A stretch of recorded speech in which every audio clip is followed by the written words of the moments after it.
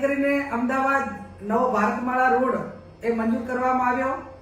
એમાં બનાસકાંઠા જિલ્લાના થરાદ તાલુકો, લાખણી, દિયોદર, કાંકરેજ આ 4 તાલુકાના ખેડૂતોની જમીન એ જાહેરનામા પહેલા કેટલાક મોટા બિલ્ડરો હોય, ભાજપના નેતાઓ હોય અને ભાજપના કયા કયા નેતા છે બનાસકાંઠાના એમના નામો પણ અમારી પાસે છે। એમને ખેડૂતોને લોભ લાલચ આપીને સસ્તા ભાવે જમીનો ખરીદી લીધી।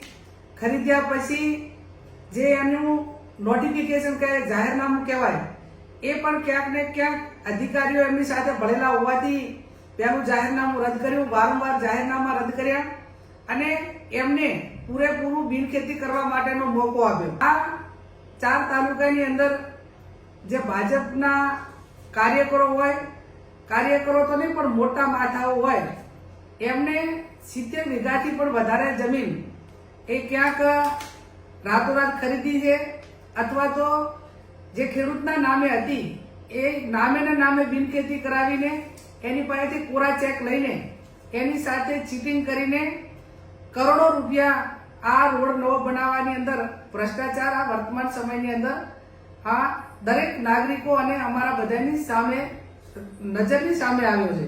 આ બાબતનું ધ્યાન એ ગઈકાલે કેન્દ્રીય મંત્રી નીતિન ગડકરી સાહેબને મળીને એમને તમામ વિગતો આપી છે। કેન્દ્રના જે સેક્રેટરી ઉમાકાંત કરીને છે એમને પણ મળીને રૂબરૂ મુલાકાત લઈને આ તમામ વિગતોથી માહિતગાર કર્યા છે। ત્યારે અમારી પોતાની માગણી એટલી જ છે કે આ રોડની તપાસ એ કેન્દ્રની ટીમ મારફત થાય ને એમને વિજિલન્સ કમિટીની રચના કરીને તપાસ માટેની પણ ખાતરી આપી છે।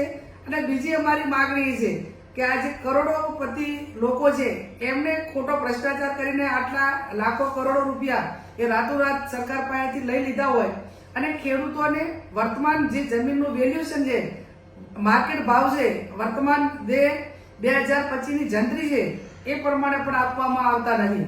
એટલે આ બાબતમાં આજે 500 થી 600 ખેડૂતો એ બનાસકાંઠા કલેક્ટરને આવેદનપત્ર પણ આપવાના છે, એ માગણી પણ કરવાના છે અને માગણી કર્યા પછી અમે અપેક્ષા રાખીએ છીએ કે આવા રોડ બનાવવા પાછળના જે કરોડો રૂપિયાના ભ્રષ્ટાચાર છે એને રોકવાની જવાબદારી એ સરકારની છે।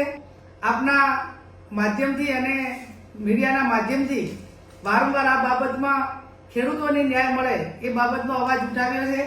અમે સડકથી કરીને સંસદ સુધી આ બાબતમાં ખેડૂતોને ન્યાય અપાવવા માટે લડીશું।